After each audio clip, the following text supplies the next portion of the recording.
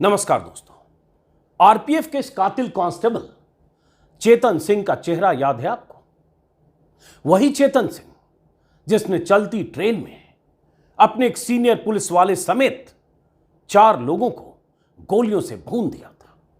वही चेतन सिंह जिसने 3-4 बोगियों में घूम घूम कर गोलियां चलाई थी।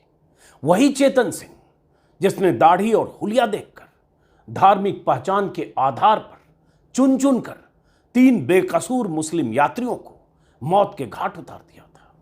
अब जांच पड़ताल के बाद पता चला है कि चेतन सिंह की ऑटोमेटिक राइफल में 7 गोलियां बाकी थी।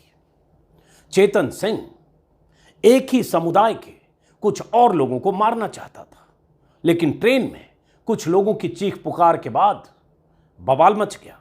तब चेतन सिंह को अपना इरादा बदलना पड़ा, लेकिन तब तक 4 लाशें ट्रेन में बिछ चुकी थी।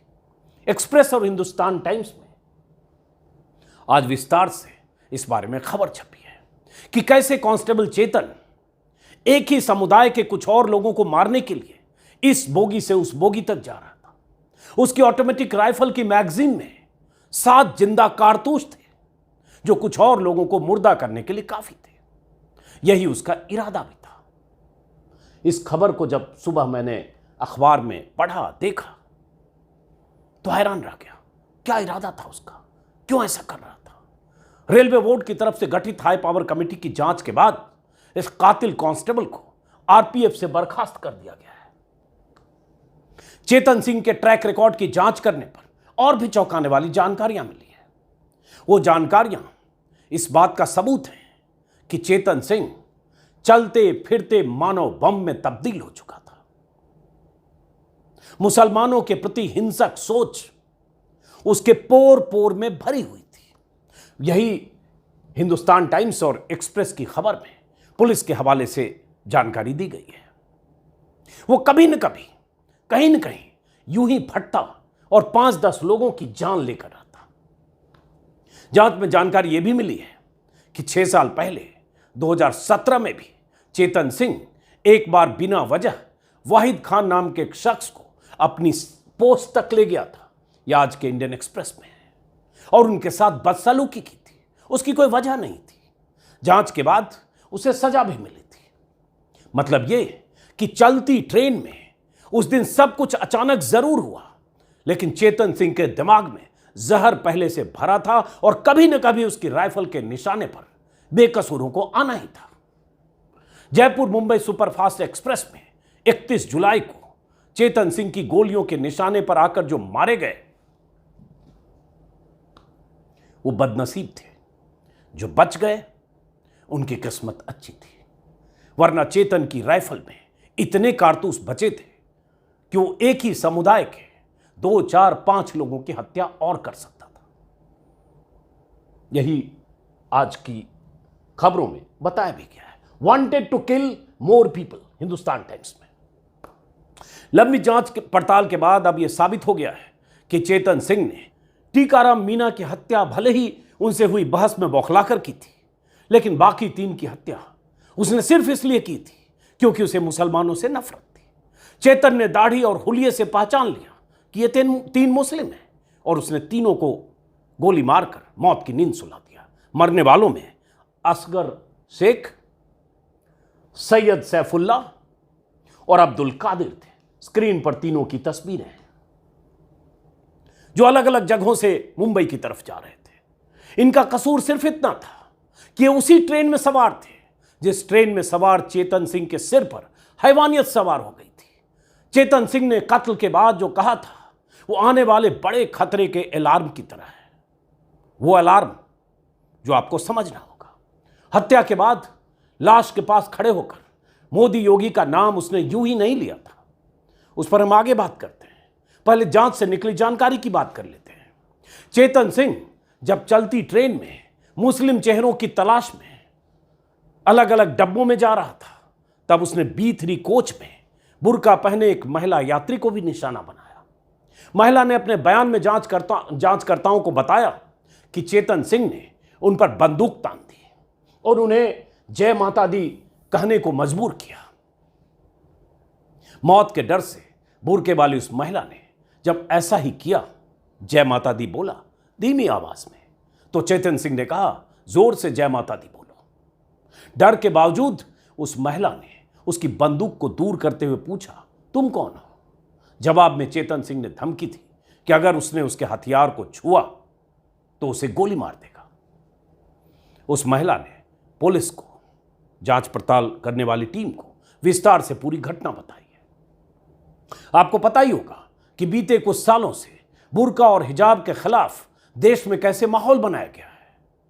कर्नाटक में तो हिंदुत्ववादी संगठनों की तरफ से बुर्का और हिजाब पर इतना बवाल किया गया, हंगामा, प्रदर्शन, स्कूल और कॉलेज में, परिसर में, हर जगह, कि कई बार लगा कि हिंसक स्थितियां पैदा हो गई। चुनाव जब कर्नाटक में हुए तो उसे भी मुद्दा बनाया गया। अभी भी सोशल मीडिया पर मुस्लिमों को टारगेट करने के लिए बहुत ही ऑर्गेनाइज्ड ढंग से बुर्के और हिजाब को तूल दिया जाता है। और इस तरह के नफरती एजेंडे का असर किसी चेतन सिंह के दिमाग पर ऐसा हो जाता है कि वो बंदूक की नोक पर किसी बुर्के वाली महिला के मुंह से जय माता दी सुनना चाहता है, और वो महिला बंदूक के डर से धीरे से अगर जय माता दी बोल भी देती है तो सिर्फ वे चेतन सिंह का मन नहीं भरता है, वो एक मुस्लिम महिला के मुंह से जोर से जय माता दी बुलवाना चाहता है। तारीखें, घटनाएं और वायरल वीडियो गवाह हैं कि ऐसी ही जहरीली मानसिकता किसी मुस्लिम को घेर कर उससे जय श्री राम के नारे लगवाने लगती है। और ये घटनाएं झारखंड से लेकर यूपी तक अलग अलग राज्यों में होती हैं, तस्वीरें आती रहती हैं। और ये सब एक दिन में नहीं हुआ है। आपको पता भी नहीं होगा कि हमारे आपके बीच कितने चेतन अभी पल रहे हैं, कितने चेतन पनप रहे हैं। किस दिन किसके माथे पर खून सवार हो जाएगा पता तभी चलेगा जब कोई ऐसी घटना होगी। स्मार्ट सा लड़का, पुलिस की वर्दी में, सुरक्षा इसकी जिम्मेदारी। आपको लग सकता है कि मैं इस घटना को बढ़ा चढ़ाकर पेश कर रहा हूं। नहीं, मैं बहुत सोच समझ कर बोल रहा हूं। देर सवेर शायद आप भी समझेंगे, वरना एक पुलिस वाला, स्मार्ट, हैंडसम, पुलिस की वर्दी में, और उसके बाद नफरत और जहर का संचार आपकी रगों में होता रहे, आपकी सोच एक समुदाय के खिलाफ कट्टरपन की हद तक हो जाए, देश हित और सिर्फ मोदी हित आपको दिखने लगे, या मोदी में ही देश दिखने लगे, मुसलमान आपको देश के दुश्मन नजर आने लगे। इसके लिए आपके मोबाइल तक तरह तरह के व्हाट्सएप प्रोडक्ट सप्लाई करते रहने की तैयारी हिंदुत्व की प्रयोगशालाओं में चल रही है। बीजेपी आईटी सेल लगातार सक्रिय है, हजारों लोग लगे हैं और इस पर सैकड़ों करोड़ खर्च हो रहे हैं। आपको सचेत रहने की जरूरत है। Jaipur Mumbai superfast express train में यात्रियों की सुरक्षा के लिए सूरत में अपने सहयोगियों के साथ सवार हुए चेतन सिंह को 4 हत्याओं के बाद गिरफ्तार कर लिया गया था। अभी वो ठाणे जेल में बंद है।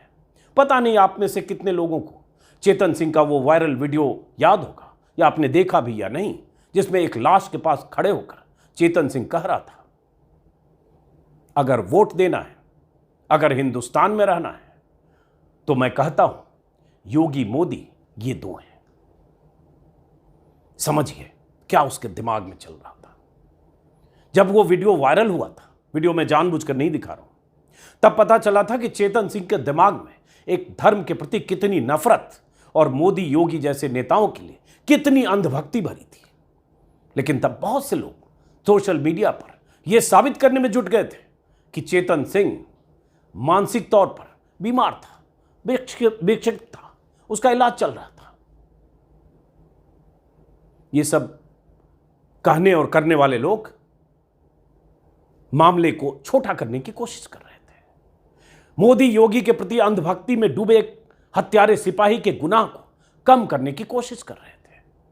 हमने तब भी कहा था कि अगर वर्दी में ड्यूटी कर रहा कोई सिपाही कई बोगियों में घूम घूम कर, चुन चुन कर एक ही समुदाय के 3 लोगों को जो चेहरे से पहचाने जा रहे हैं, क्या है, कौन है, किस समुदाय के हैं, यूं गोलियों से अगर भून देता है और खून से लथपथ बेजान जिस्म के पास खड़े होकर वो अगर कहता है कि अगर वोट देना है, अगर हिंदुस्तान में रहना है, तो मैं कहता हूं योगी मोदी ये 2 हैं, तो उसे मानसिक तौर पर बीमार कहकर उसके गुनाह को कम नहीं किया जा सकता। हां, वो मानसिक तौर पर बीमार हो सकता है, नफरत में पागल होकर मानसिक तौर पर बीमार।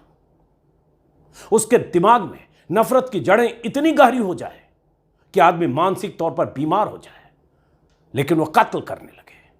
तो यह मामूली मानसिक बीमारी नहीं है जो हमारे आपके बीच किसी को हो सकती है। और एक धर्म के लोगों को दुश्मन अगर समझने लग जाए तो समझिए वो बीमारी क्या है। चेतन सिंह जब इस बोगी से उस बोगी तक जाकर अपने शिकार तलाश रहा था, तब एक शख्स टॉयलेट में था। बार बार झांक कर जब उसने देखा, यह भी आज हिंदुस्तान टाइम्स की खबर में विस्तार से लिखा गया है कि चेतन सिंह गोलियां बरसाते हुए घूम रहा है। कोई डेड बॉडी दिखी, झांक कर जब उसने देखा टॉयलेट से, तो टॉयलेट में वो तब तक छिपा रहा जब तक ट्रेन बोरीवली स्टेशन तक नहीं पहुंची, और टॉयलेट से अपनी मां को फोन पर बताता रहा। और भी कई ऐसे लोगों के बयान हिंदुस्तान टाइम्स में विस्तार से छापे गए हैं।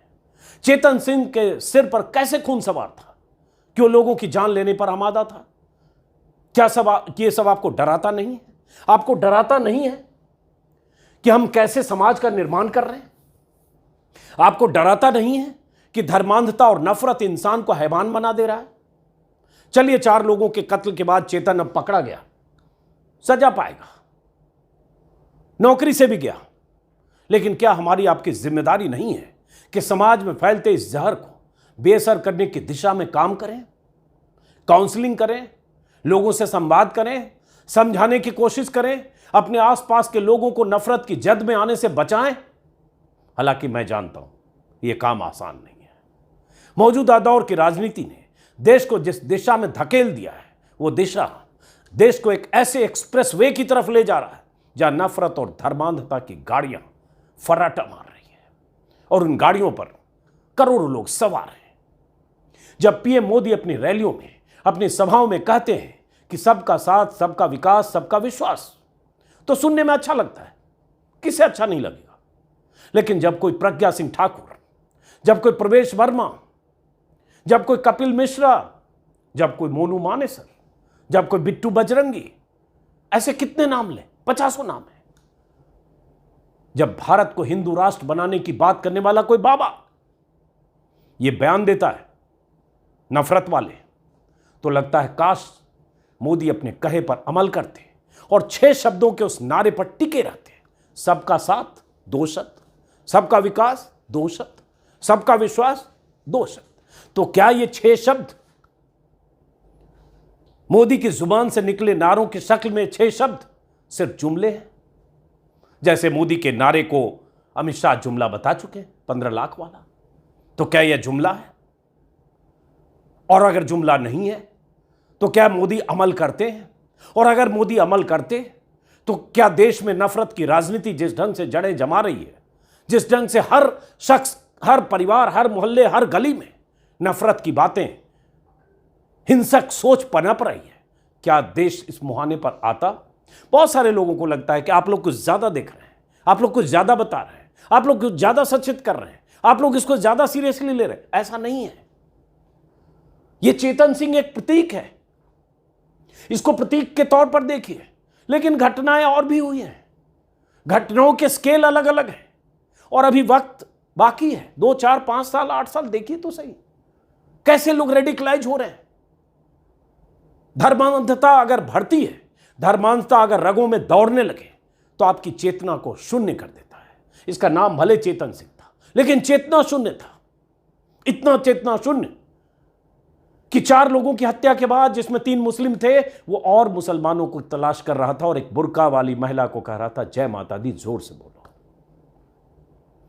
समझ लीजिए। उसके बाद उसने उस वीडियो में और भी कुछ कहा था। ये सब पाकिस्तान से के एजेंडे पर चलते हैं। मीडिया दिखा रहा है ना, मीडिया की भी भूमिका है। ये चेतन सिंह बता गया कि मीडिया दिखा रहा है ना, मीडिया कवरेज देखा है ना। Media coverage, social media, WhatsApp और उस पर आने वाले संदेश मानसिक तौर पर दरअसल बीमार बना रहे हैं। ये बीमारी वो नहीं है। मानसिक तौर पर बीमार तो सदियों से लोग होते हैं। ये बीमारी नफरत की जद में आने वाली, धर्मांधता की जद में आने वाली बीमारी है, जो बहुत खतरनाक है। और ये खतरनाक बीमारी कहीं भी चेतन सिंह पैदा कर सकती है।